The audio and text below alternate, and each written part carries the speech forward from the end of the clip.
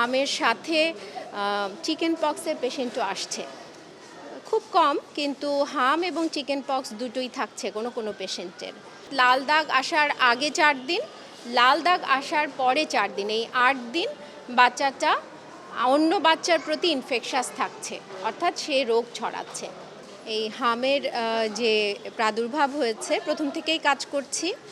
আমাদের হাসপাতাল যখন থেকে হাম ডেডিকেটেড হসপিটাল হয়েছে তখন থেকে মোটামুটি প্রায় 4000 পেশেন্ট ভর্তি হয়েছে এখন পর্যন্ত। গতকালকেও প্রায় 450 পেশেন্ট ছিল, সকাল থেকে ভর্তি হচ্ছে আবার। মোটামুটি প্রতিদিন 120টার মতো রোগী ভর্তি হয়, ছুটিও হয় কাছাকাছি 110 থেকে 120টার মতোই।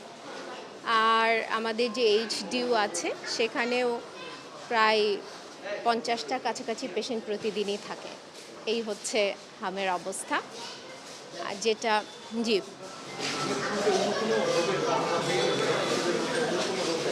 আচ্ছা, আমরা ট্রায়াজে মানে জরুরি বিভাগে বসে যেটা দেখছি, অনেক সময় হামের সাথে চিকেন পক্সের পেশেন্টও আসছে, খুব কম, কিন্তু হাম এবং চিকেন পক্স দুটোই থাকছে কোনো পেশেন্টের।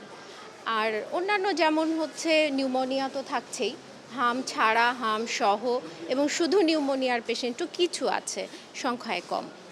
যারা হচ্ছে বাসায় শিশুদেরকে প্রাথমিক চিকিৎসা দিচ্ছে, ঠিক তাদের একটু মেসেজ যদি দিতেন ওই বাবদে। আচ্ছা, আমার মেসেজ হচ্ছে, আপনার বাচ্চার যদি জ্বর হয়, সেই জ্বরের সাথে সর্দি থাকে, নাকে চোখটা একটু লাল হয়, হাই গ্রেড ফিভার আর কি, অনেক জ্বর, এবং যদি দেখেন যে কাশি আছে, তাহলে বাচ্চাটাকে আপনারা একটু আইসোলেট করেন, অর্থাৎ অন্য বাচ্চা থেকে দূরে রাখেন।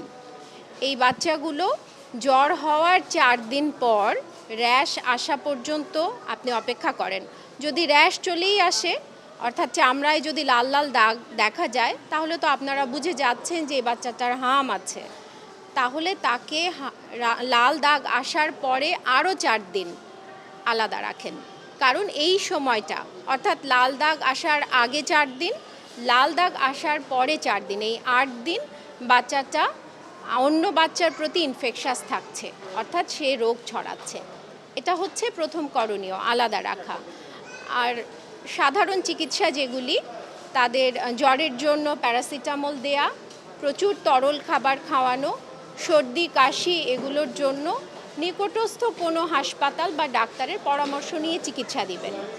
যে মেসেজটা খুবই জরুরি, বাচ্চার যদি দেখেন হামের সাথে বমি হচ্ছে, পাতলা পায়খানা হচ্ছে এবং কাশি অনেক বেশি, বাচ্চা বুকের দুধ টেনে খেতে পারছে না, নিস্তেজ হয়ে যাচ্ছে, অথবা খুব ছোট বাচ্চার ক্ষেত্রে বুকের খাঁচাটা ভিতরের দিকে চলে যাচ্ছে, শ্বাসের গতি অনেক বেশি হয়ে যাচ্ছে, তাহলে সাথে সাথে হাসপাতালে নিয়ে যাবেন।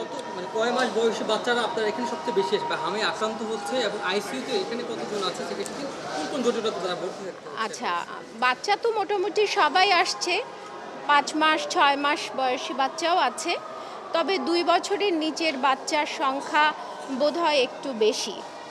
আমি এক্স্যাক্টলি ডেটাটা দিতে পারছি না, তবে এদের সংখ্যা হয়তো বা 50% আছে, আমি এক্স্যাক্টলি বলতে পারছি না। আইসিইউতে আছে আমাদের বেড হচ্ছে 56, আইসিইউ বা এইচডিইউ, ওখানে প্রতিদিনই প্রায় 50টার মতো রোগী থাকে। বাচ্চাদের পাশাপাশি মানে বৃদ্ধ যারা, বয়স্ক যারা, তারা হামে আক্রান্ত হচ্ছে, কেমন কতজন চিকিৎসাধীন আছে? না, বৃদ্ধ রোগী আমরা এখনো ওরকম দেখি নাই, তবে অ্যাডাল্ট হাম আছে। এখানে অ্যাডাল্ট হামের রোগীও আসছেন, অনওয়ার্ড 25, 20, 30 এরকম। খুব বেশি বয়স্ক হামের রোগী আমরা দেখিনি তেমন। প্রেগনেন্ট লেডি আছেন, অলরেডি প্রায় 6-7 জন ছিলেন যারা গর্ভবতী, এবং এটা খুবই ঝুঁকিপূর্ণ। যারা গর্ভবতী এবং হামে আক্রান্ত হয়েছেন, অবশ্যই ডাক্তারের চিকিৎসা নিতে হবে।